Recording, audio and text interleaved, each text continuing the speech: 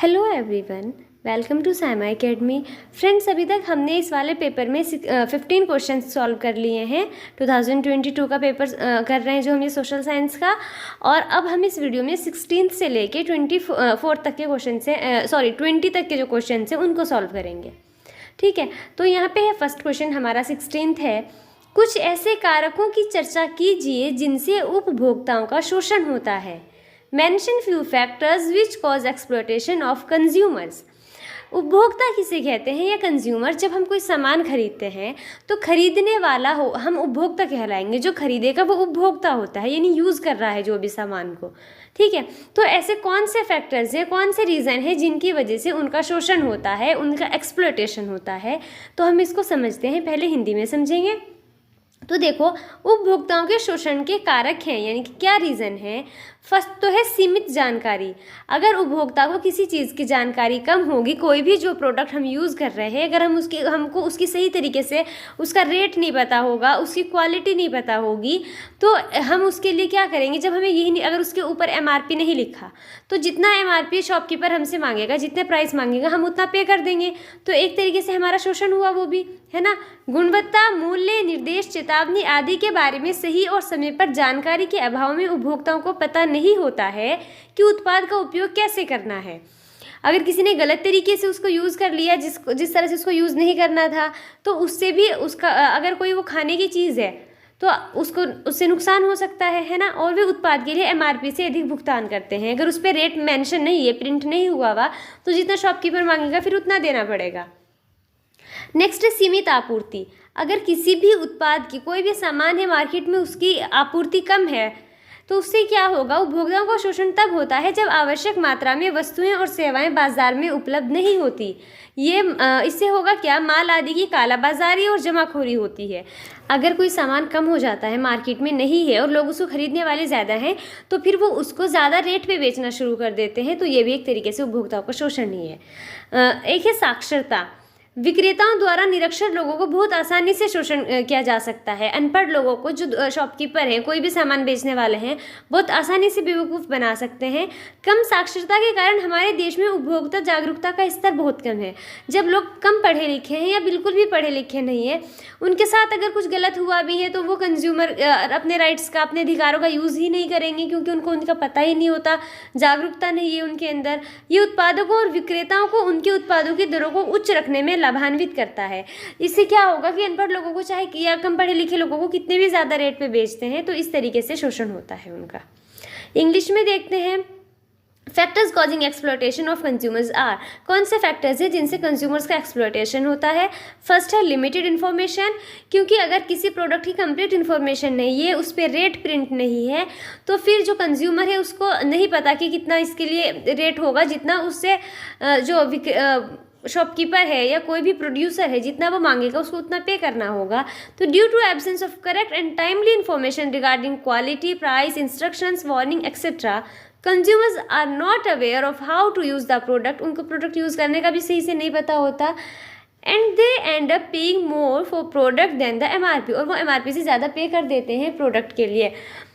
ठीक है, उसके बाद है लिमिटेड सप्लाई। अगर किसी प्रोडक्ट की सप्लाई मार्केट में लिमिटेड होगी तो उससे जो डिमांड तो इतनी ही रहेगी बराबर, लेकिन सप्लाई कम हो गई तो उससे होगा क्या कि उस पर्टिकुलर प्रोडक्ट की ब्लैक मार्केटिंग होने लगेगी। तो ये कंज्यूमर्स के लिए अच्छी चीज़ नहीं है, उनका एक्सप्लॉयटेशन होता है ऐसे। नेक्स्ट पॉइंट है जो, वो है literacy. Illiterate people are very easily exploited by the sellers. जो सेलर्स होते हैं इलिटरेट पीपल को आसानी से फूल बना सकते हैं।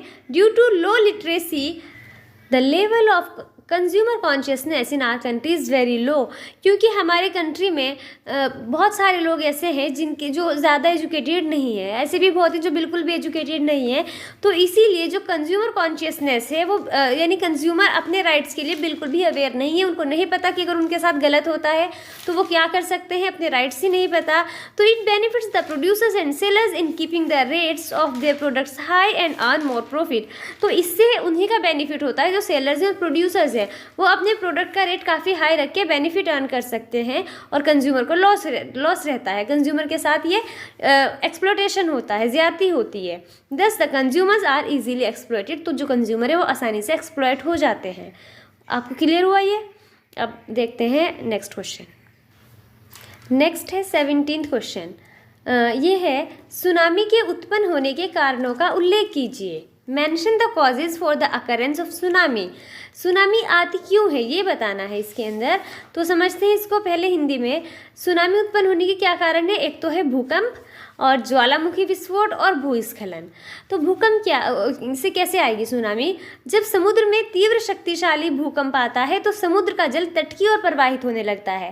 जैसे धरती में भूकंप आता है तो ऐसे ही समुद्र की सतह में भी भूकंप आएगा। जब समुद्र की सतह में भूकंप आता है तो समुद्र का जल, उसके अंदर भी कंपन होगी, है ना। जैसे ज़मीन कांपती है, हिलती है, ऐसे उसकी भी जो समुद्र की सतह है वो भी हिलती है। तो समुद्र का जो जल है वो तट की ओर प्रवाहित होने लगता है, और जब वो तट की ओर प्रवाहित होता है तो लहरें बनती है ना। नॉर्मल भी जब समुद्र का जल तट की तरफ आता है तो लहरें बनती है, लेकिन जब वहाँ पे भूकंप आएगा तो बहुत ऊंची ऊंची लहरें, विनाशकारी लहरें उत्पन्न हो जाती हैं, जिनको सुनामी लहरें कहते हैं, सुनामी कहते हैं। ज्वालामुखी विस्फोट से कैसे होगा? समुद्रों या उनके तटवर्ती भाग पर यदि शक्तिशाली ज्वालामुखी विस्फोट होता है तब समुद्र के जल में विनाशकारी सुनामी लहरें उत्पन्न होती हैं। जैसे भूकंप से होता है वैसे ही अगर ज्वालामुखी विस्फोट होगा कहीं पे समुद्र के अंदर या उसके आसपास, यानी उसके तट के आसपास के किसी भाग पे होगा, तब भी बहुत खतरनाक वाली लहरें, बहुत ऊंची ऊंची लहरें उत्पन्न होती हैं। भूस्खलन इसमें होगा जब भूकंप या ज्वालामुखी विस्फोट के कारण समुद्र तटीय चट्टानों में दरार उत्पन्न हो जाए। समुद्र के आसपास, समुद्र के तट पे जो चट्टानें हैं उनमें दरार हो जाए और ये चट्टानें टूटकर समुद्र में गिरे, तो उससे क्या होगा? भूस्खलन। भूस्खलन का यही मतलब होता है चट्टानें टूट टूट के गिरना। तो इस भूस्खलन के कारण समुद्री लहरें सुनामी लहरों में बदल जाती हैं। वो इतनी ऊंची लहरें होंगी, फिर हम उनको सुनामी लहरें कहते हैं, और संकट की स्थिति उत्पन्न हो जाती है। तो वही बस ये तो पूछा था कि सुनामी कैसे आती है, तो भूकंप, ज्वालामुखी विस्फोट और भूस्खलन से इस तरह से सुनामी आती है। इंग्लिश में क्या होगा? कॉजेज ऑफ सुनामी, अर्थक्वेक है, वोल्केनिक इरप्शन है, लैंडस्लाइड है, इन सब की वजह से सुनामी आती है। तो अर्थक्वेक की वजह से कैसे आती है? When there is a strong earthquake in the sea water starts flowing towards the coast and destructive tsunami waves are generated.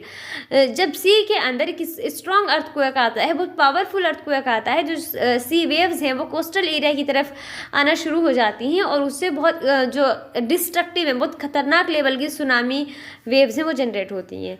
Volcanic eruption से क्या होगा? If there is a powerful volcanic eruption on the sea और their coastal parts then destructive tsunami waves are generated in the sea water. अगर sea में या जो coastal area के आसपास कहीं पे भी वोल्केनिक इरप्शन होता है तो उससे भी जो बहुत खतरनाक वाली डिस्ट्रक्टिव जो सुनामी वेव्स हैं वो जनरेट होती हैं। लैंडस्लाइड से when a crack occurs in the coastal rocks due to the earthquake और volcanic eruption and these rocks break and fall into the sea. जब वोल्केनिक इरप्शन या अर्थक्वेक की वजह से जो रॉक्स हैं कोस्टल एरिया में वो जब ब्रेक होने लगे और ब्रेक होने के बाद टूट के वो सी में गिरने लग जाएं, तो due to this landslide sea waves turn into tsunami waves and situation of crisis arise. तो उससे भी सुनामी जो है वो जनरेट हो जाती है। जो पावरफुल वेव्स हैं, डेंजरस वेव्स हैं, बहुत डिस्ट्रक्टिव वेव्स जनरेट हो जाती हैं उससे। नेक्स्ट क्वेश्चन है उसके बाद 18th क्वेश्चन। प्राकृतिक आपदा में वैकल्पिक संचार प्रणालियां किस प्रकार उपयोगी हैं? How alternate communication systems are effective in natural disaster. जब कोई नेचुरल डिजास्टर आता है, चाहे वो अर्थक्वेक होगा या फिर फ्लड होगा, इस तरह के जो नेचुरल डिज़ास्टर होते हैं, तो इसमें जो अल्टरनेट कम्युनिकेशन सिस्टम है उनका क्या फ़ायदा होता है? जो वैकल्पिक संचार प्रणाली है, कोई भी प्राकृतिक आपदा आए, चाहे भूकंप है, बाढ़ है, तो किस तरीके से उनका हमें क्या फ़ायदा है ये बताना है। तो देखो, आपदा के दौरान सामान्य दूरसंचार नेटवर्क आमतौर पर बाधित या जाम हो जाते हैं। भूकंप, चक्रवात, बाढ़ और भूस्खलन नेटवर्क के बुनियादी ढांचे को गंभीर रूप से नुकसान पहुंचाते हैं। ये जो सारी प्राकृतिक आपदाएं हैं, इनसे जो पूरे का पूरा नेटवर्क होता है, संचार नेटवर्क है, पूरा बाधित हो जाता है। किसी आपदा के दौरान केबल या ट्रांसमिटिंग टावर क्षतिग्रस्त हो जाते हैं, केबल भी टूट जाते हैं, जो टावर है वो भी क्षतिग्रस्त हो जाते हैं, या बिजली की आपूर्ति बाधित हो जाती है। जब भी कोई आपदा आती है, तो वैसे भी तेज़ हवा, बारिश आए, बिजली की आपूर्ति तो तब भी बाधित हो जाती है। जब ऐसा होता है तो टेलीफोन काम करना बंद कर देता है। यहाँ तक कि वायरलेस टेलीफोन भी बाधित हो जाते हैं, क्योंकि वे भी संचार टावरों पर निर्भर होते हैं। किसी आपदा के दौरान जितने लोग उस विशेष क्षेत्र में टेलीफोन लाइन का उपयोग करते हैं तो केबल जाम हो जाते हैं, बहुत ज़्यादा लोग इस्तेमाल करते हैं और संचार प्रणाली काम करने में विफल हो जाती है जब बहुत ज़्यादा लोड होगा, है ना। चूँकि किसी आपदा के दौरान मौजूदा संचार प्रणाली की विफल होने की संभावना होती है।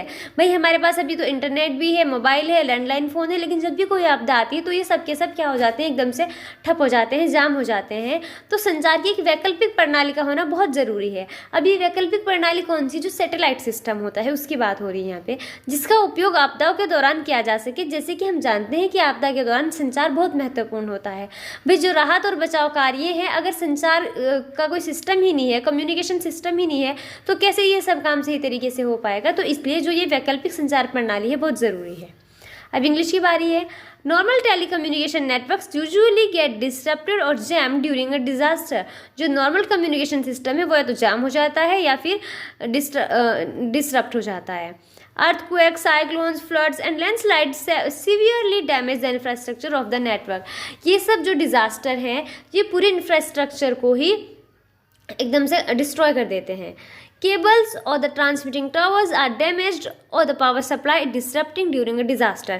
ये सब चाहे पावर सप्लाई होगी, केबल्स होंगे, टावर्स होंगे, तो ये सब डिस्टर्ब हो जाते हैं। When this happens the telephone fails to function। तो फिर फ़ोन तो काम करना बंद कर देते हैं। Even the wireless telephone get disrupted as they also depend on the transmitting tower। जो वायरलेस फ़ोन है वो भी वर्क नहीं कर पाते।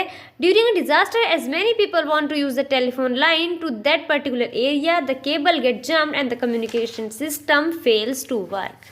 जब इतने ज़्यादा लोग यूज़ करते हैं मोबाइल फ़ोन या टेलीफोन जो भी है, तो फिर वहाँ का जो सिस्टम है उसमें बहुत ज़्यादा लोड होता है और वो वर्क करना, फंक्शन करना बंद कर देता है। As there is a possibility of the existing communication system to fail during a disaster, it is very important to have an alternate system of communication that can be used during disasters। as we know communication is very important during a disaster।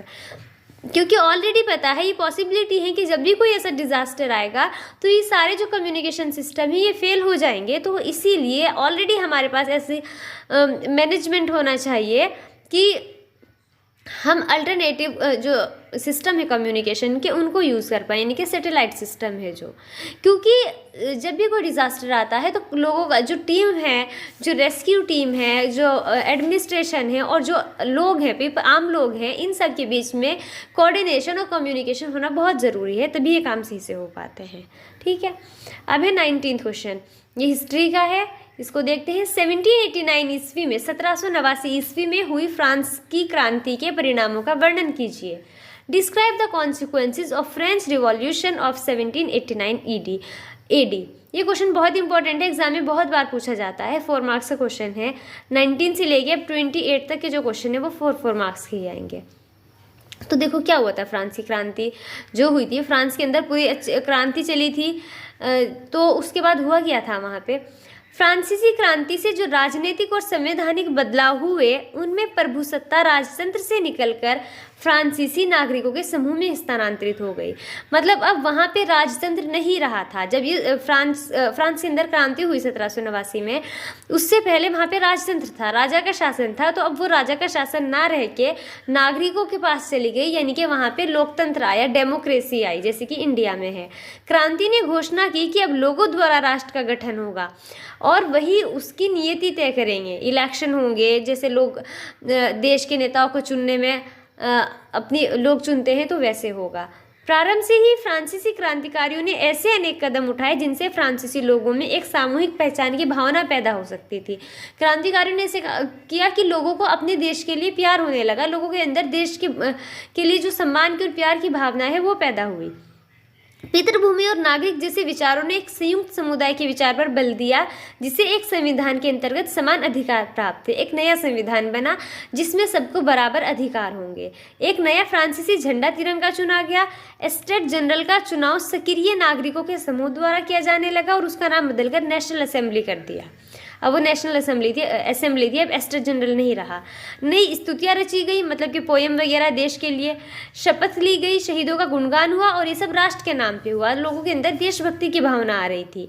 एक केंद्रीय प्रशासनिक व्यवस्था लागू की गई, पूरा एक system बना जो पूरे देश के लिए काम करेगा, जिसने अपने भूभाग में रहने वाले सभी नागरिकों के लिए समान कानून बनाए। यानी फ्रांस के जितने भी लोग हैं सबके लिए एक जैसे कानून होंगे, चाहे वो किसी भी धर्म और जाति के हों। आंतरिक आयात निर्यात शुल्क समाप्त कर दिए गए और भार तथा नापने की एक समान व्यवस्था लागू की गई। देश में ही अलग अलग राज्यों के बीच में कोई आयात और निर्यात शुल्क नहीं लगेगा और सबके लिए जो नापने की व्यवस्था है या भार की वजन की व्यवस्था है वो सेम है सब लोग, हर एक राज्य के लिए। क्षेत्रीय बोलियों को हतोत्साहित किया गया और पेरिस में फ्रेंच जैसी बोली और लिखी जाती थी वही राष्ट्रभाषा बन गई। वहाँ की राष्ट्रभाषा बनी फ्रेंच। बाकी जो जितनी भी लोकल लैंग्वेजेस थी, क्षेत्रीय बोलियाँ थी, उन सबको उन्होंने हतोत्साहित किया, यानी कि उन पर ज़्यादा ध्यान नहीं दिया और जो फ्रेंच थी, फ्रेंच को उन्होंने राष्ट्र की भाषा बनाया। तो ये सब परिणाम थे, फ्रांसीसी क्रांति के बाद ये सब हुआ। अब इंग्लिश में देखते हैं इसको। यही The political and constitutional changes that came in the wake of the French Revolution led to the transfer of sovereignty from the monarchy to a body of French citizen। जो ये पॉलिटिकल और constitutional changes हुए French revolution के बाद, तो इससे जो country की सोवर्निटी थी वो मोनार्की से हटके, मोनार्की का मतलब होता है जहाँ पे किंग या क्वीन का रूल होता है, मोनार्की से हटके वो फ्रेंच सिटीजन के हाथों में चली गई। The revolution proclaimed that it was the people who would henceforth constitute the nation and shape its density। Revolution से ये हुआ कि जो लोग हैं, वहाँ के जो सिटीज़न हैं, अब वही अपने जो कंट्री है, अपनी कंट्री की डायरेक्शन वही डिसाइड करेंगे। From the very beginning, the French revolutionaries introduced various measures and practices that could create a sense of collective identity amongst the French people। Starting से ही जो वहाँ के रिवॉल्यूशनरीज थे, फ्रांस के जो फ्रेंच रिवॉल्यूशनरीज थे, तो वो इस तरह कैसे उन्होंने इंट्रोड्यूस कराया लोगों के अंदर कि उनके अंदर एक कलेक्टिव आइडेंटिटी की फील आई कि हाँ हम सब फ्रांस के लोग हैं, हम सब फ्रेंच हैं। ये फील पैदा की उन्होंने सबके अंदर। द आइडिया ऑफ ले पैट्रिया, द फादरलैंड, यानी कि उन्होंने फादरलैंड बोला अपनी कंट्री को, and the citizen emphasize the notion of a united community enjoying equal rights under constitution.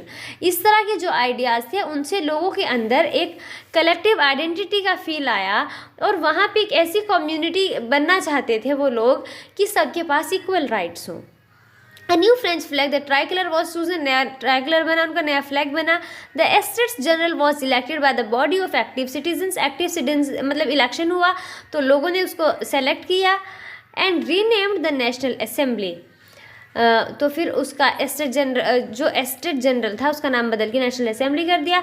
New hymns were composed, oaths taken and martyrs commemorated. तो जो उनके कंट्री के जो शहीद थे, जो मार्टाइज थे, उनको वहाँ पे याद किया गया, उनके लिए हाइम्स लिखी गई। ये सब हुआ all in the name of nation, और सब फ्रांस के नाम पे हुआ, फ्रेंच लोगों के लिए हुआ। A centralized administrative system was put in place and it formulated uniform law for all citizens within its territory। एक जो सेंट्रल एडमिनिस्ट्रेशन बना उसने सब लोगों के लिए इक्वल राइट्स बनाए। Internal custom duties and dues were abolished, ये सारे टैक्सेस थे जो कंट्री के अंदर उनको अबॉलिश कर दिया गया। And a uniform system of weight and measures were adopted, weight और मेजर्स का एक यूनिफॉर्म सिस्टम बना पूरी कंट्री में। रीजनल डायलेक्ट्स वर डिस्करेज, सारे रीजनल डायलेक्ट्स को डिस्करेज किया गया और जो फ्रेंच थी उसको नेशनल लैंग्वेज बना दिया उन्होंने फ्रांस की, जैसे वो वाली फ्रेंच जो पेरिस में बोली और लिखी जाती थी। ठीक है, ये हो गया क्वेश्चन। इसके बाद है 20th क्वेश्चन, भारत के लोग रॉलेट एक्ट के विरोध में क्यों थे, स्पष्ट कीजिए। Why Indians were outraged by the Rowlatt act, clarify. तो ये रॉलेट एक्ट क्या था और इंडिया के लोग इसका विरोध क्यों कर रहे थे, क्यों अपोज कर रहे थे, वो देखना है हमें। तो रॉलेट एक्ट एक, जब ब्रिटिश गवर्नमेंट थी इंडिया में तो उन्होंने ये रॉलेट एक्ट था ये बनाया था, और इससे क्या था कि जितने भी जो इंडियन लीडर्स थे जो इनको अरेस्ट कर सकते थे बिना किसी ट्रायल के, उनको सज़ा हो सकती थी, उन पर मुकदमा चला सकते थे, ये सब था। तो देखते हैं इसको। रॉलेट एक्ट को भारतीय सदस्यों के विरोध के बावजूद इंपीरियल लेजिस्लेटिव काउंसिल के माध्यम से जल्दबाजी में पारित किया गया। मतलब इंपीरियल लेजिस्लेटिव काउंसिल के एक तरीके से वो विधायिका थी उस टाइम पे ब्रिटिश भारत की, तो उसमें जो भारतीय सदस्य थे उन्होंने विरोध किया, फिर भी इस बिल को पास कर दिया गया। इसने सरकार को 2 साल के लिए बिना किसी मुकदमे के राजनीतिक कैदियों को हिरासत में लेने की अनुमति देने के अलावा राजनीतिक गतिविधियों को दबाने के लिए निरंकुश अधिकार दिया है। अगर कहीं पे भी भारत के लोग कोई नेता जो भी राजनीतिक गतिविधि कर रहे हैं तो वो उनको हिरासत में ले सकते थे। तो इस अधिनियम से भारतीय आक्रोशित थे। भारतीय लोगों में इसके लिए बहुत गुस्सा था क्योंकि ये स्पष्ट रूप से अलोकतांत्रिक और दमनकारी था। भारतीय लोगों को परेशान करने के लिए, उनका शोषण और दमन करने के लिए बनाया गया था और राष्ट्रीय भावना और सम्मान को ठेस पहुंचाता था। क्योंकि वो इसमें क्या कर सकते थे कि उसको जो पॉलिटिकल प्रिजनर थे, राजनीतिक कैदी थे, उनको 2 साल के लिए वो जेल में रख सकते थे बिना किसी ट्रायल के, बस ऐसे ही। 1919 में महात्मा गांधी ने प्रस्तावित रॉलेट एक्ट के खिलाफ एक राष्ट्रव्यापी सत्याग्रह शुरू किया। ब्रिटिश सरकार ने लोगों की अस्वीकृति को देखकर राष्ट्रवादियों पर शिकंजा कसने का फैसला किया। जब 1919 में महात्मा गांधी ने सत्याग्रह आंदोलन शुरू किया इस रॉलेट एक्ट के विरोध में और लोग विरोध करने लगे, तो जब ब्रिटिश सरकार ने देखा कि भारत के लोग तो इसको स्वीकार ही नहीं कर रहे, एक्सेप्ट ही नहीं कर रहे हैं, तो उन्होंने कहा कि अब हम देखते हैं तुम्हें। तो उन्होंने शिकंजा कसने का फैसला कर लिया, इनको कंट्रोल करने का फैसला किया। और उन्होंने क्या किया, 10 अप्रैल को अमृतसर में एक पुलिस ने एक शांतिपूर्ण जुलूस पर गोली चला दी। आपको याद भी होगा जो 13 अप्रैल 1919 वो है जलियांवाला बाग हत्याकांड, उसकी बात है। तो जिससे बैंक और डाकघरों और रेलवे स्टेशनों पर व्यापक हमले हुए। मतलब अंग्रेजों ने बहुत बुरी हालत मचाई भारतीयों के लिए। पूरे इलाके में मार्शल लॉ लगा दिया और जनरल डायर ने कमान संभाल ली। तो फिर ये जनरल डायर ही थे जिन्होंने फिर जो वो था अमृतसर के अंदर जलियांवाला बाग, उसमें 13 अप्रैल 1919 को गोली चला के इतने लगभग 2000 के करीब लोगों को अपनी गोलियों से भून के मार दिया था। इंग्लिश में देखते हैं। The Rowlatt act was passed हरीडली through the imperial legislative council despite opposition from Indian members. जो इम्पीरियल लेजिस्लेटिव काउंसिल थी उसने इंडियन मेंबर्स की अपोजिशन के बावजूद भी इस एक्ट को पास कर दिया। It gave the government autocratic powers to repress political activities besides allowing it to detain political prisoners without a trial for 2 years.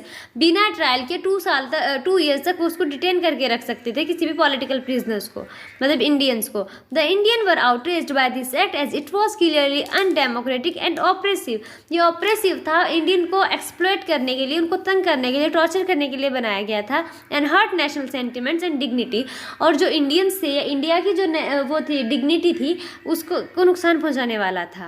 In 1919, Mahatma Gandhi launched and started a nationwide Satyagraha against the proposed Rowlatt Act. 1999 में महात्मा गांधी ने इस Rowlatt act के against सत्याग्रह शुरू किया। The British government decided to clamp down on nationalists by witnessing the disapproval of the people. जब उन्होंने देखा लोग अप्रूव नहीं कर रहे हैं इस रॉलेट एक्ट को, तो उन्होंने फिर क्या किया। On April 10th, a cop in Amritsar fired a peaceful procession which provoked widespread attacks on bank, post office and railway station. जब पुलिस ने अमृतसर में जो पीसफुल प्रोसेशन कर रहे थे, लोग जुलूस निकाल रहे थे, उनके ऊपर गोली चलाई, तो गुस्सा आना था लोगों को। उन्होंने बैंक पे, पोस्ट ऑफिस पे, रेलवे स्टेशन पे हमला करना शुरू कर दिया। तो फिर उन्होंने मार्शल लॉ लगा दिया पूरे एरिया में, और जनरल डायर ने उस मार्शल लॉ की कमान संभाली, उन्होंने कमांड ली। फिर उन्होंने 13 अप्रैल 1999 को जलियांवाला बाग में जब लोग एक साथ इकट्ठा थे, शायद बैसाखी वगैरह का दिन था उस दिन, तो वहाँ पे उन्होंने जाके गेट बंद करके और गोली चलानी शुरू कर दी। तो ये था क्वेश्चन यहाँ पे, और इस वीडियो में इतने ही क्वेश्चन करने थे। समझ आए होंगे आपको। अगर कोई भी डाउट है तो आप कमेंट सेक्शन में बता सकते हैं, और अगर वीडियो पसंद आई है तो लाइक ज़रूर करिएगा और चैनल को सब्सक्राइब करना मत भूलिएगा। Thank you so much for watching.